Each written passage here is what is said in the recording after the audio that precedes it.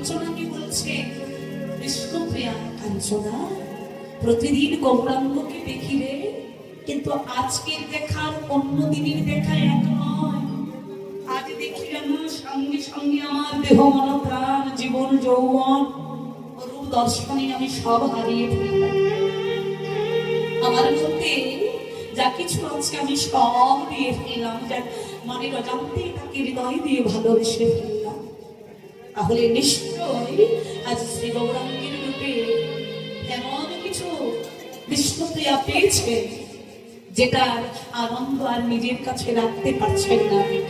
সজনীকে ডেকে বলছে, কাঞ্চনা জানিস রে সজনী, ওই ভাগ্যবতী সুরধনী গঙ্গার কুলে জল আনতে গিয়ে আমি আমার শ্রী গৌরাঙ্গের রূপ মাধুর্যতা আমি দর্শন করতে গিয়ে আমার বলতে সব হারিয়ে সব দিয়ে। কাঞ্চনা বলছে, দাঁড়া, এমন কি পেলি রে ওই শ্রী গৌরাঙ্গের রূপের মধ্যে যে আমার বলতে সব দিয়ে? বিষ্ণুপ্রিয়া বলছে, জানিস কাঞ্চনা, দেখলাম দামিনী দাম দমন রুচি দর্শনে।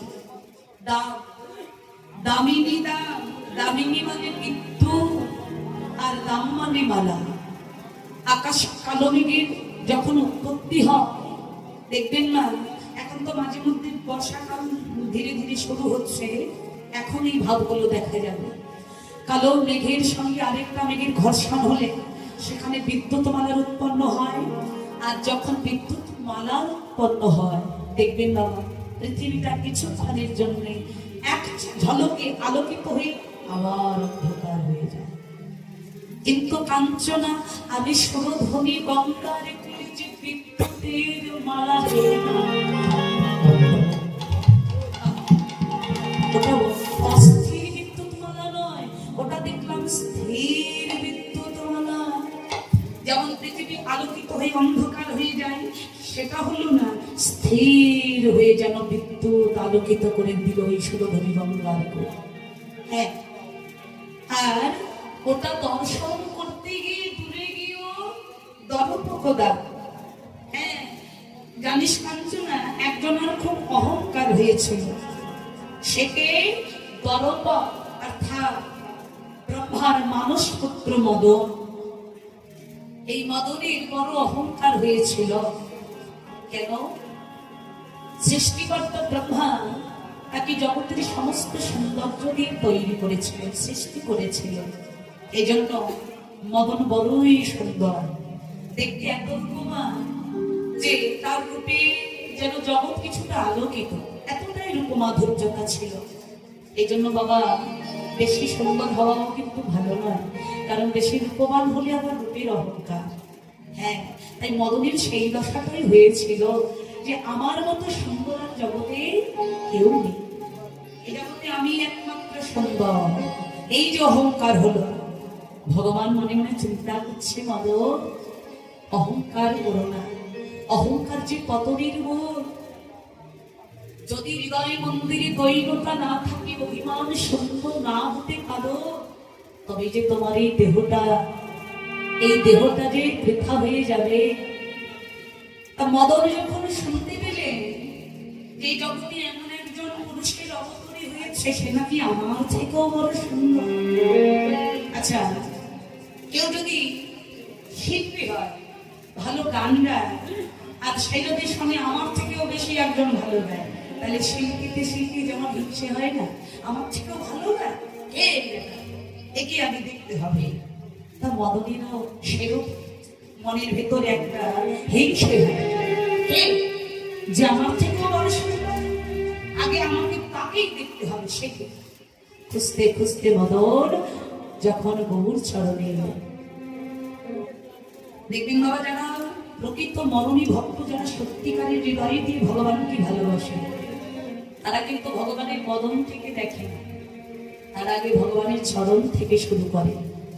তাই মদন গৌর চরণে এসে যেই আস্তে আস্তে চরণ থেকে ধীরে ধীরে বদন কমলে নয়নে গেল, সরে গেল, মদনের হৃদয়ে যত অহংকার অভিমান ছিল, গৌর রূপ দর্শন মাত্রে সমস্ত অহংকার চূর্ণ বিচূর্ণ হয়ে গেল। আমি কার সঙ্গে নিজের তুলনা করেছিল? আমি সামান্য মদন হয়ে আমি জগৎপতি শ্রী গৌরাঙ্গের সঙ্গে আমার নিজের তুলনা। আমার এই জগৎটাকে দেখি মদন নিজের অভিমান চূর্ণ হয়ে গেল। যেই মাত্রে প্রেমোদয় হল, ছুটে গিয়ে গৌর স্মরণে আশ্রয় নিল। গৌর হে, অপরাধী বলে কি ক্ষমা পাবো না? অযোগ্য বলে কি দূরে ফেলে দেবে? এ দাসকে তোমার চরণে একটু আশ্রয় দিলাম। মদনের সকল অহংকার দূরে গেল। গৌর হরির রূপ মাধুর্যতা দর্শন। এই কথাটা যখন বিষ্ণুপ্রিয়া কাঞ্চনার কাছে ব্যাখ্যা করছেন, কাঞ্চনা হেসে উঠলেন। হ্যাঁ বিষ্ণুপ্রিয়া, কথা বলছিস ভালো কথা, কিন্তু একটু বুঝিয়ে বলিস, অত বড়াই করিস না। তোর গৌরাঙ্গকে নিয়ে, কেননা তোর শ্রী গৌরাঙ্গের সঙ্গে জগতে এমন এমন কিছু বস্তু আছে যার সঙ্গে তোর গৌরাঙ্গের রূপের তুলনা হয়। বিষ্ণুপ্রিয়া বলছে, আজ পর্যন্ত কেউ পারেনি আবার শ্রী গৌরাঙ্গী রূপের সঙ্গে তুলনা করতে, আজ পর্যন্ত কেউ পারেনি। তুই বলছিস তুলনা হয়, তুই একটা তুলনা করে দেখা। কাঞ্চনা বলছে, বেশ সুযোগ রে, আমি কাঞ্চনা তুলনা তুলনা দেখিয়ে তোকে দেখিয়ে দিতে পারবো। বেশ, তাহলে দেখা। বলছে সন্তান হলে মিলিয়ে নিবি কিন্তু। কাঞ্চনা শুরু করলেন, হ্যাঁ বিষ্ণুপ্রিয়াকে শ্রী গৌরাঙ্গের রূপের সঙ্গে তুলনা করতে।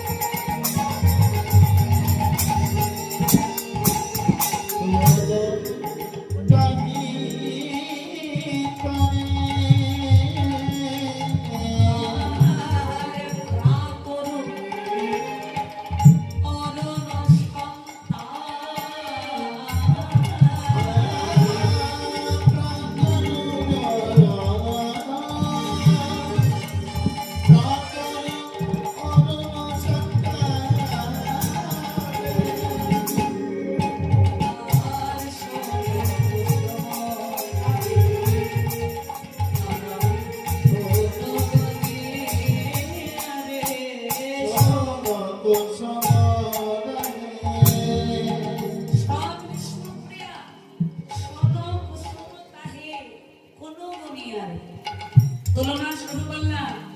শন কুসুম, এটা একটা ফুলের গাছ, এটা দেখতে একেবারে কাঁচা সোনার মতো বড়।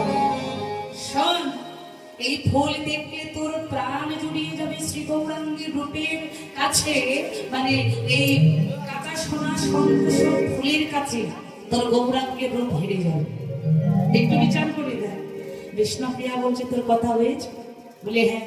বলে এবার আমি বলিস না, শোন ভালো করে, ফুলে কিন্তু কাঁটা থাকে, 5টা কাঁটা। আবার বলছে ফুলে কিন্তু পোকা থাকে। কি বাবা, ফুলে পোকা থাকে না? কাঁটা থাকে, পোকা থাকে। আবার দেখবেন যে ফুলে কাঁটাওয়ালা সব ফুল কিন্তু আবার ভগবানের সেবায় লাগে। বলে কাঞ্চনা রে, আমার গৌর ফুলে না আছে কাঁটা, না আছে পোকা। আমার গৌর ফুলে কোনো কাঁটাও নাই, পোকাও নাই। আবার আমার গৌর ফুলের কোনো অহংকার নেই। কাঞ্চনা বলছে, তার মানে বলতে চাইছি যে এই সব ফুলের সঙ্গে হলো না, তাতে কি হয়েছে? আরো একটা আছে। কি বললে? প্রাতরয়র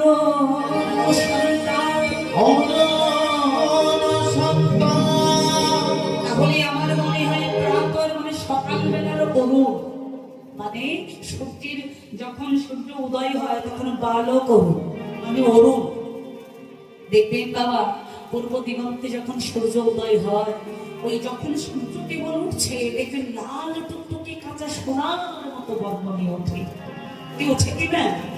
রাত্রিবেলা কীর্তন তো না, তাই একটু ঘুম পাবে, কিন্তু কীর্তনে যদি মন থাকে তাহলে ঘুম পাবে না। একটু আমার সঙ্গে একটু আদান প্রদান করবে, হ্যাঁ, তাহলে ঘুম পাবে না। তাহলে ওই বালক অরুণ, ওই ছোট্ট অরুণ বা সকালবেলার সূর্যের সঙ্গে তোর গৌর সোনার তুলনা হবে। ভালো করে বিচার করে দেখ। কাঞ্চনার কথা শেষ হলে বিষ্ণুপ্রিয়া বলছে, কাঞ্চনা রে, তোর এই সূর্যের কিন্তু তাপ আছে, ওই সূর্যের সন্তাপ আছে। মাঝে মধ্যে দেখবেন ওই চৈত্র মাসে যখন তীব্র রোদ হয়, চৈত্র মাসে আর যাবো কেন, এখন কি মাস চলছে? এখন কি মাস চলছে? বৈশাখ। আচ্ছা, অন্যদিকে যেতে হবে না। এখন যে মাঝে মধ্যে যে রোদ পড়ে, যে গরমটা পড়ে, আবার কেউ কেউ রাস্তাঘাটে থাকতে পারি না। আমরা কেন ওই বনের পশু পাখিরাও বাইরে টিকতে পারে না যখন উত্তপ্ত রৌদ্রে তাপ জগতে করে। বিষ্ণুপ্রিয়া বলছে, সখীরে, এই সূর্যের তাপে জগতের জীব কষ্ট পায়, কিন্তু জানিস আমার গৌর সূর্যের কোনো তাপ নাই, কোনো সন্তাপ নাই। শুধু তাই কেন, যদি এই জগতের কোনো জীব হৃদয় ভরা, দেখুন বাবা, আমার সংসারে ত্রিতাপ জ্বালাই কিন্তু সর্বদাই দাও দাও করে জ্বলছে। বললে, কাঞ্চনা রে, এই ত্রিতাপ জ্বালা বুকে নিয়ে যদি কোনো জীব আমার শ্রী গৌরাঙ্গের চরণ তলে আসে, তার সকল কাপ সংগ্রাম আর গৌর সূর্য শীতল করে দেয়। শুধু তাই নয়, শীতল করে তার হৃদয় মন্দিরে প্রেম ভক্তির প্রদীপ খানা করছে। হরি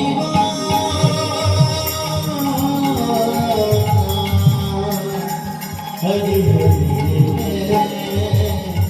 হরি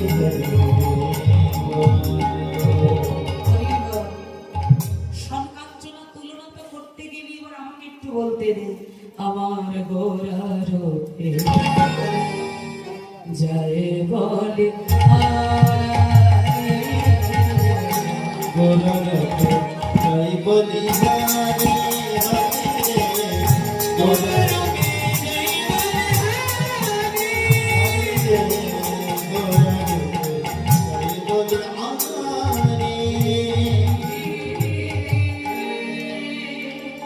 শোধা করো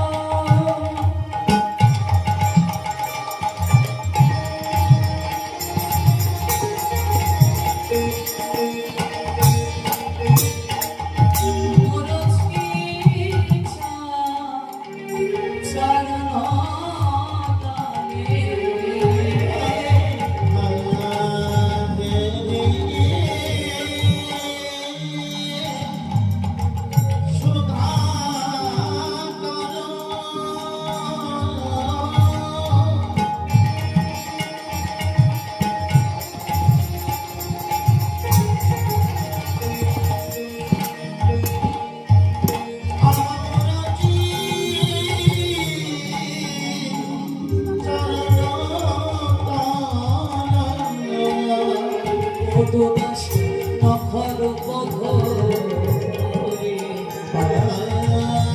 দাস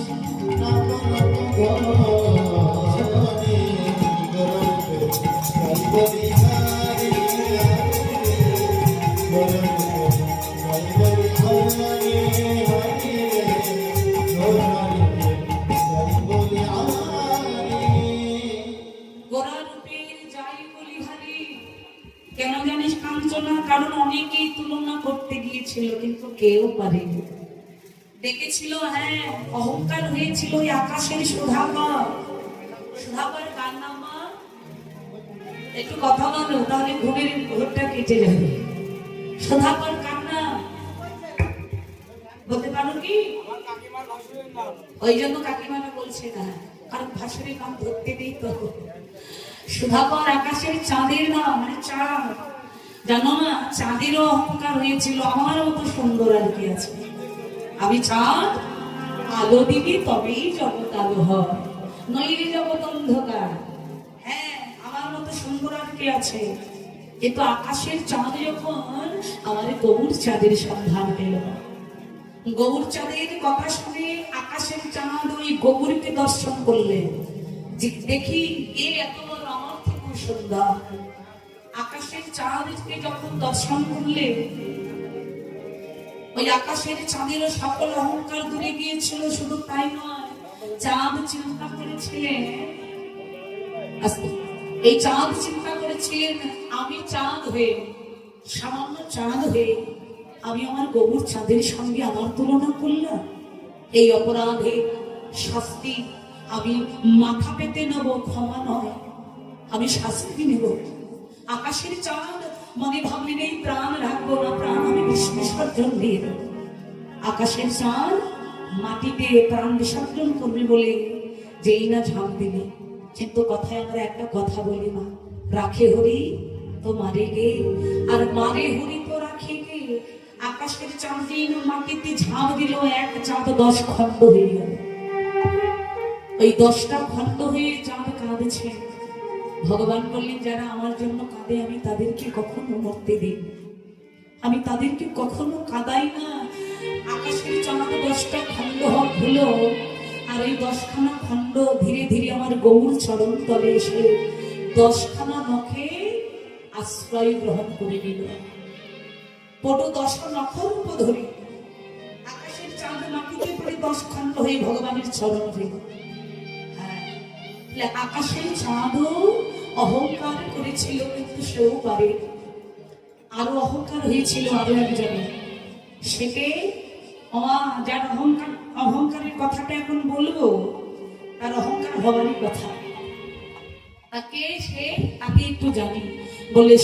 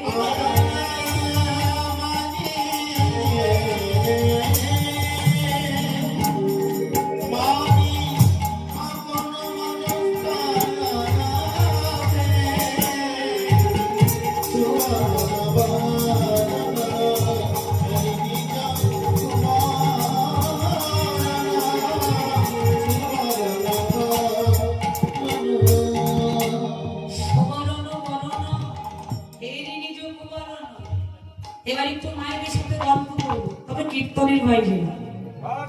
সুবরণ কি বলো? সুবরণ কার নাম? ঘুমাই ভাই একটু আসছিল নিদ্রা দেবী ভর করতে। সুবরণ কি বল? ঘুমা না, ঘুমাই। আচ্ছা ঠিক আছে, সুবরণ মানে মা সোনা। শোনো ঠাকুমা, তুমি শোনো, তুমি ঘুমাওনি, আমি দেখেছি তুমি টোল খাচ্ছিলে, ঘুমাওনি। আচ্ছা সুবরণ মানে সোনা। আচ্ছা সোনার অহংকার হওয়ার কথা নয়? ভরিতে এখন কত বলো? এই কথাগুলো যদিও আমরা কিনি ঠিকই সোনা, কিন্তু দাম, হ্যাঁ এই কথাগুলো আমার বাবারাই ভালো জানে। সোনা এখন ভরিতে কত বলো তো? আগে একটু বেড়ে গিয়েছিল, এখন শুনছি একটু কমে গেছে। তাহলে সোনা যদি 2.5 থেকে 3 লাখের মধ্যে কিনতে হয়, তো সোনার অহংকার হবে না তো কার হবে? সোনার তো অহংকার হওয়ারই কথা। সোনা মনে মনে চিন্তা করছে, আমি অলংকার রূপে যদি কারোর দেহে ধারণ হই, আমি তার দেহের সৌন্দর্য বাড়িয়ে দিই, তাহলে আমার মতো সুন্দর আর জগতে কে আছে? সোনার খুব অহংকার।